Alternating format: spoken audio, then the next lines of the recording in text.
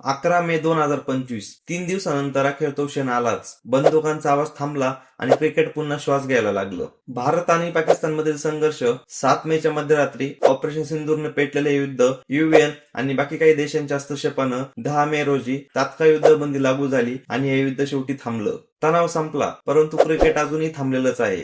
IPL 2025 ज्याचं थेट प्रसारण 35 देशांमध्ये केलं जातं, जिथे करोडो चाहत्यांचा जीव अडकलेला असतो IPL मध्ये. तोच IPL थांबला होता बॉर्डरवरील रणसंग्रामामुळे. 8 मेला पंजाब किंग विरुद्ध दिल्ली कॅपिटलचा सामना सुरू होता आणि युद्धाच्या सावलीत हा सामना थांबवण्यात आला. मॅचेसचं मैदान अर्धवट झालं आणि संपूर्ण IPL ठप्प झालं. परंतु आता नव्याने बातमी येते की IPL पुन्हा सुरू होत आहे. हो, BCCI नव्या शेड्यूलसाठी तयार आहे. आतापर्यंत 57 मॅचेस खेळल्या गेल्यात आणि उरल्यात फक्त 12 लीग मॅचेस आणि त्यानंतर प्ले ऑफचे 4 रणसंग्राम. चालू घडामोडीनुसार BCCIचा नाव प्लॅन आखायला सुरुवात झाली आहे. हैदराबाद, चेन्नई आणि बेंगळुरू ही 3 ठिकाणं आता शॉर्टलिस्ट केली गेली आहे उर्वरित सामने आणि प्ले ऑफ खेळण्यासाठी. कोलकाताच्या ईडन गार्डन्स मध्ये अंतिम सामना होणार का, यावर अजून तरी निर्णय बाकी आहे.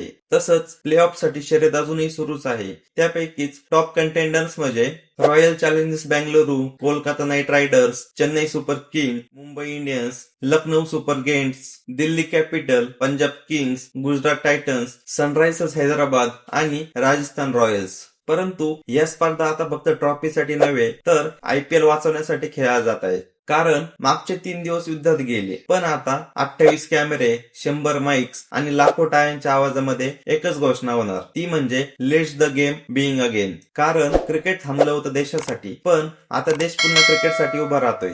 कारण आता IPL 2025 रिटर्न येते, युद्धाच्या राखेतून उठलेलं. आता हा सामना फक्त मैदानातच होईल, सीमारेषेवर नाही, अशी अपेक्षा करूया. अजून काही जशी नवी अपडेट येईल ते आपल्यापर्यंत पोहोचवण्यात येईल. मित्र, हा व्हिडिओ जर तुम्हाला आवडला असेल तर आपल्या व्हिडिओला लाईक करा आणि अशीच माहितीपूर्ण व्हिडिओ बघण्यासाठी आपलं युट्यूब चॅनल महाराष्ट्र लाईव्हला नक्की सबस्क्राईब करा. भेटूया नवीन व्हिडिओसह. तोपर्यंत जय महाराष्ट्र.